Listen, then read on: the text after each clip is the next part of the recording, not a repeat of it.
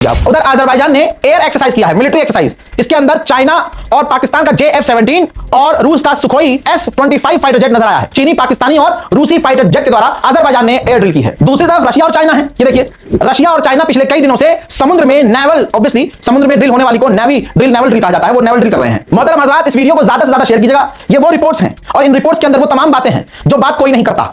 डरते हैं, बचते हैं। हम तो पहले से डूबे हुए हैं, दलदल में फंसे हुए हैं, तो हम बोल रहे हैं बिना स्क्रिप्ट। कोई स्क्रिप्ट नहीं है। बड़े बड़े पत्रकारों को देखा भाई स्क्रिप्ट। मैं बोलता हूं अपनी कौम के लिए, हाँ मैं अपने मुसलमानों के लिए बोलता हूं, क्योंकि भाई हिंदुओं के लिए बोलने के लिए पूरी गोदी मीडिया है, मुसलमान के लिए है कोई बोलने वाला नहीं है। आप सोचिए, बंगाल में बीजेपी आई और क्योंकि बीजेपी ने हिंदुओं को, हिंदू संगठन ने हिंदुओं को यह समझा रखा है कि मुसलमान लड़कियों के साथ तुम जो मर्जी करो, वो तो पुण्य है भाई, हम मुसलमानों को ऐसे ही दबाएंगे, उनकी बहन बेटियों की इज्जत लूट के। सरकार ने छूट दे रखी है इन्हें, प्रशासन खुद उसी मानसिकता का है, हिंदू ही तो वर्दी के अंदर है, तो फिर वो कैसे रोकेगा इन्हें। अब हुआ क्या, 12 साल की एक बच्ची, 12 साल की, उसकी इज्जत लूटी गई, किडनैप किया गया और गला घोट दिया गया। और कई लोगों ने जिसके संबंध बीजेपी से थे, जो पावर में है। बंगाल में क्या हुआ, उस लड़की की इज्जत लूटी गई। रिपोर्ट यह है कि पूरा कांड होने तक वो बेचारी लड़ रही थी, जिंदा थी, लेकिन बाद में जब मन भर गया, उसके प्राइवेट जगह को नोचा गया, उसको बेकार कर दिया गया 12 साल की मुस्लिम लड़की को, तो हिंदुओं ने, बीजेपी के हिंदुओं ने क्या किया, उसकी इज्जत लूटने के बाद उसके सर पर पत्थर मारा और उसको पानी में फेंक दिया। तो पानी में डूबने से, सर पर चोट लगने से मर गई वो बेचारी। अब आप सोचिए, अंजना ओम कश्यप और हिंदू समुदाय और हिंदू संगठन खामोश क्यों हैं? क्योंकि ये नॉर्मलाइज किया गया है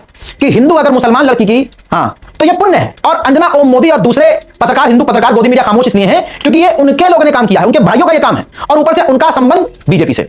जिन लोगों ने 12 साल की मुस्लिम लड़की की इज्जत लूटी बंगाल में, वो बीजेपी के लोग हैं। यहां तक कि FIR करने की कोशिश की गई तो बीजेपी के नेताओं के द्वारा प्रेशर डाला गया कि FIR ना हो। अब सवाल यह है कि चूड़ी पहना हुआ मुसलमान यह सोच रहा है कि ये तो बंगाल में हुआ है, दिल्ली का मुसलमान, मालेगांव का मुसलमान, महाराष्ट्र का मुसलमान, मुंबई का मुसलमान, गुजरात का मुसलमान क्यों बोले? तुम्हारी बेटी भी एक दिन ऐसे ही इनके द्वारा लूटी जाएगी, क्योंकि ये 2002 का कोई प्रचार थोड़ी था।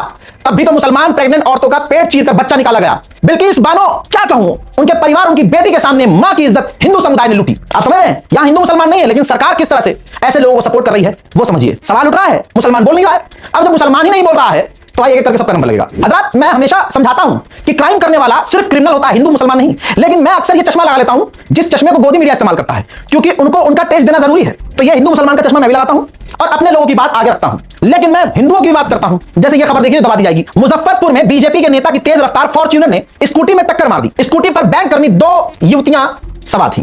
जाहिर सी बात है वो मुस्लिम युवतियां नहीं थी, लेकिन टक्कर मारने वाली गाली बीजेपी के नेता की थी, तो गोदी मीडिया इस पर नहीं चीखेगा। हिंदू संगठन जो गाय की रक्षा के नाम पर चीखता चिंघाड़ता है, ये जो राम मंदिर का पैसा लूटा गया है, हजारों करोड़ रुपया, आपको क्या लगता है वो अकेले वो खा गए? ना ला ला ना, ना ला ला ना, ये ऐसे ही गौ रक्षा दल, विश्व हिंदू परिषद, पिंकी चौधरी जैसे संगठनों को दिया जाता रहा पीछे से। इसकी भी जांच होनी चाहिए कि इनकी फंडिंग कहां से है भाई। करते कराते कुछ नहीं, लेकिन पिंकी चौधरी के पास दर्जनों गालियां। यहां तक कि पिंकी चौधरी सामने आकर कहता है कि हिंदुओं ने चंदा दिया, हिंदुओं ने लूट लिया, तो बोलने वाले मुल्ले क्यों?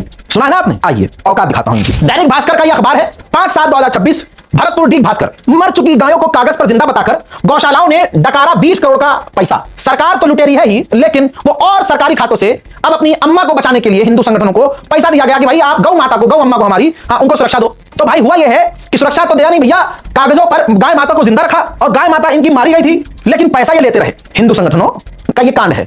तो लूट हर जगह मची है। कहने के लिए रामराज आ गया है। प्रधानमंत्री हिंदू, राष्ट्रपति हिंदू, विदेश मंत्री हिंदू, हर जगह सरकार हिंदू, प्रशासन हिंदू, आला अधिकारी हिंदू, फिर राम मंदिर में लूट, और फिर हिंदुओं को शांत करने के लिए हिंदू मुसलमान करवा देंगे। मर चुकी गायों के नाम पर उनको जिंदा बताकर 20 करोड़ रुपए इन ये सो कॉल्ड है ना विश्व हिंदू परिषद वाले, गौ रक्षा दल वाले लूट लिए। भारत मां को लूटने वाले कौन है दुनिया के सामने? बात मैं सबकी करता हूं, मेरे मुल्क का रहने वाला हिंदू भी और मुसलमान भी है, मैं खिलाफ नफरत के हूं।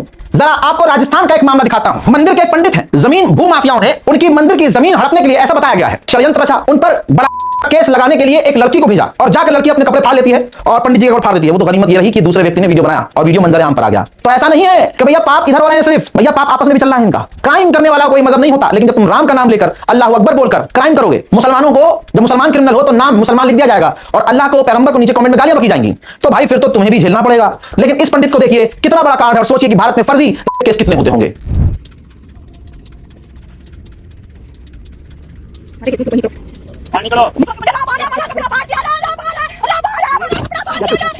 वहीं मेरे दोस्तों, मुसलमानों से मैं कहूंगा कि चूड़ी पहनो मेहरबानी करके, और बल्कि यूं कहूंगा अपनी बहन बेटियों का कपड़ा भी अगर तुमको आ जाए, बीवी का, मां का, तो वो भी पहनो, क्योंकि जब तुम पैगंबर इस्लाम पर, उनके अपमान पर कुछ नहीं बोल रहे, तुम्हारी इतनी औकात नहीं कि सड़क पर उतरकर 2 एफआईआर प्रशासन के पास जाकर एफआईआर करवा सको।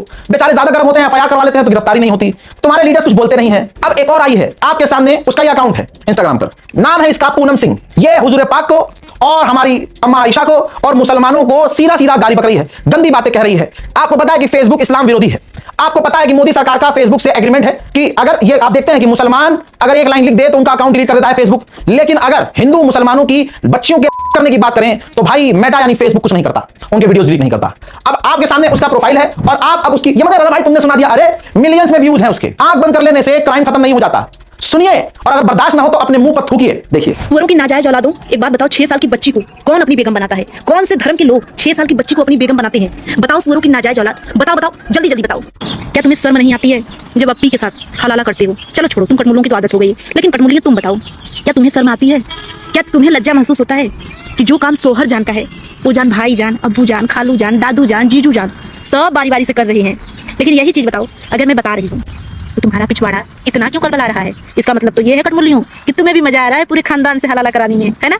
शर्माओ नहीं, बताओ मजा आ रहा है? अरे बेशरम, कोठे से भी ज्यादा तुम लोगों की बेहतर जिंदगी है। हज़रात मोहतरम, ये चल रहा है हमारे भारत में, लेकिन कोई बोलेगा थोड़ी। मुसलमान होना कितना बड़ा जुर्म है इस भारत में सबको समझ में आ रहा है, लेकिन फिर भी हिंदुस्तान की मुस्लिम लड़कियों को कुछ समझ नहीं आ रहा, कुछ समझ में नहीं आ रहा है।